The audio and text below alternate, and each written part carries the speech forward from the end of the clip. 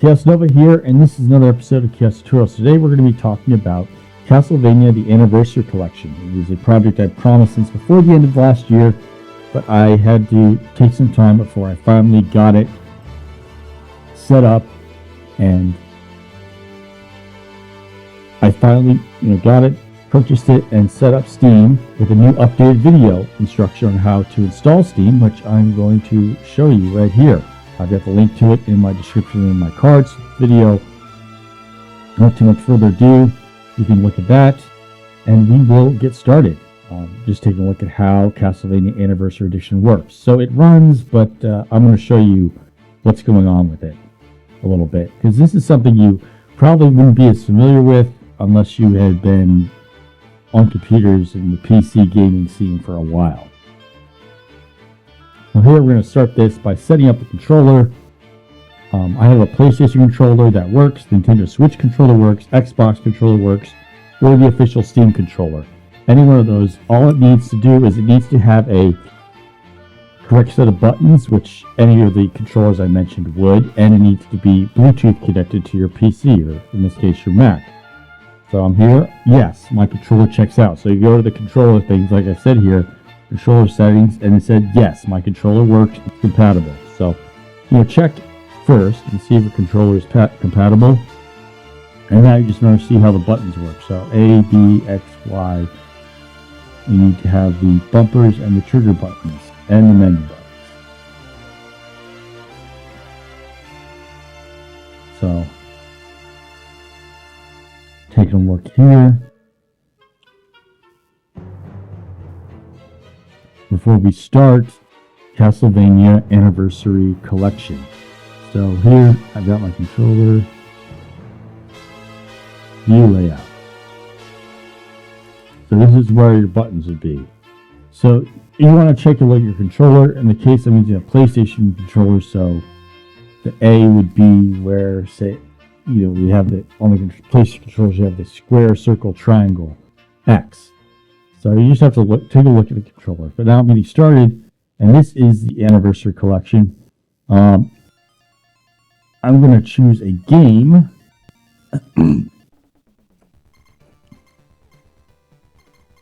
Super Castlevania 4, why not? This is my first Castlevania game I ever played.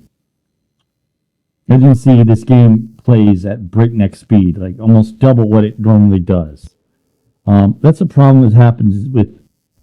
So the software and the virtual machine I've made within Codeweavers Crossover, it is made to run faster than the system requirements of this game here on Steam. It doesn't happen all the time, but it happens here, and it is running extra fast. I'm going to show you a little bit, but the thing with older games is there sometimes is a software compatibility issue where your computer, or your virtual machine in this case with Codeweavers Crossover, is just built or programmed to process data much faster than the game is. So in this case, I now have a game that runs at almost double the speed of what it was meant to do. So this game is running at a little over 100 frames per second. It's supposed to run at 30 to 60. And I'm saying 60 because that's what the remaster of this game is supposed to be. It's supposed to handle 60 frames per second. But now it's running extra fast because the virtual machine I made with my Mac is built to run at higher specifications. As you see here, Simon's going extra quick. He finally knows how to run, people. Simon knows how to run. And if you're going to ask me if it applies to other games in the Anniversary Collection, we're going to find out in a little bit. First, I'm going to do that whole part where I enter into Dracula's castle. Yeah, it's hard to respond because the game's moving much faster than it should be. So, here it is. We're going around. Now we're in the entrance. So, bang. Yeah, it's, as you can see, it's still pretty fast. I'm thinking I'm going to try a Game Boy Castlevania game remastered. So I'll try Castlevania Adventure as a little test after this one. So I'm going to do quit. You just close that window. I'm going to play it. Which means I will start and select Castlevania The Adventure, which is the first Castlevania Game Boy game. You play as Christopher Belmont, the Belmont before Simon. And and I'll show you that this has, likewise, the whole collection has the same extra speedy processing issue. But it is very nice. I mean, it works. I mean, that can eventually be fixed, possibly by having Steam set up differently as a bottle. And I'm going to be fiddling around with it. But old-fashioned Castlevania Game Boy game here. So just like in any other Castlevania game, you upgrade your whip to a chain and give it more length. In the Game Boy games, you can shoot fireballs with your whip, which is kind of cool. It literally makes it so you hardly need any kind of sub-weapons, but you're a little more dependent on it. Our tiny whip strikes faster, but as you can see, this game is moving faster than it should be. And I'm having a hard time getting used to it. But I could if I played it enough.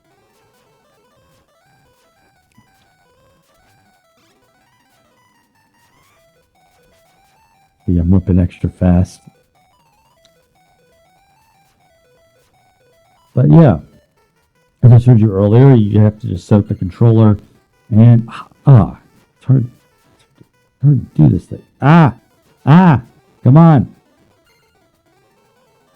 There we go.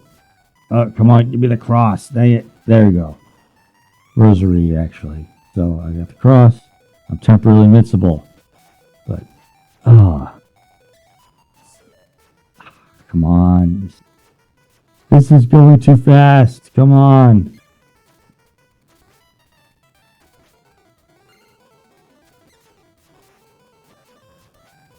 Come on. Oh, I'm dead. This is going to be more of the conclusion here.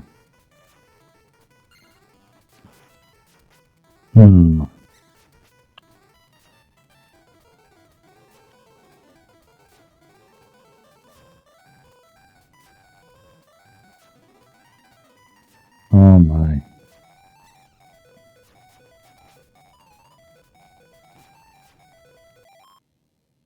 Here we go. Now, we're out of it. I did those little tests, but this basically is just part of how it works, where this game, it's out of sync with my software and the virtual machine I made, so it runs extra fast. But otherwise, this game does run. And the issue of running the game extra fast and clocking the speed and processing of this game could be fixed in the future.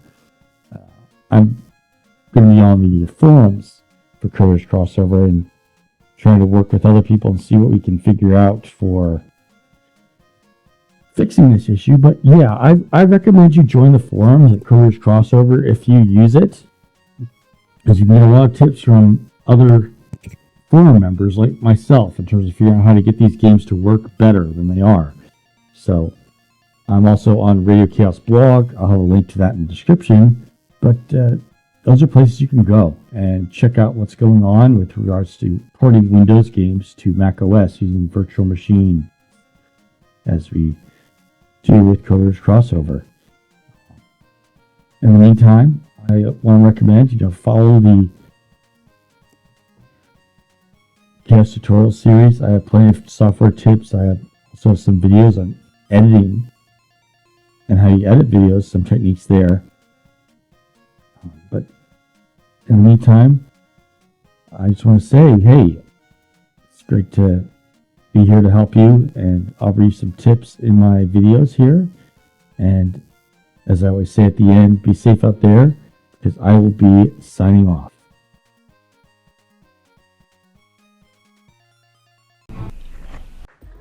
Hi everyone, Kaos Nova here, and this is the ending of the video presentation on Kaos Tutorials. And here's the deal: if you want to see more of my tutorials on getting your old games to work on Mac, and you want to see more tutorials on how to do various other tasks, such as very cheap ways to make YouTube videos that still look decent, and much more, feel free to subscribe. And if you want to be among the first to get each video, hit the notifications. And please, if you enjoy liking this, your vote still counts, so please click the like with a big thumbs up. All right, you have a wonderful day, and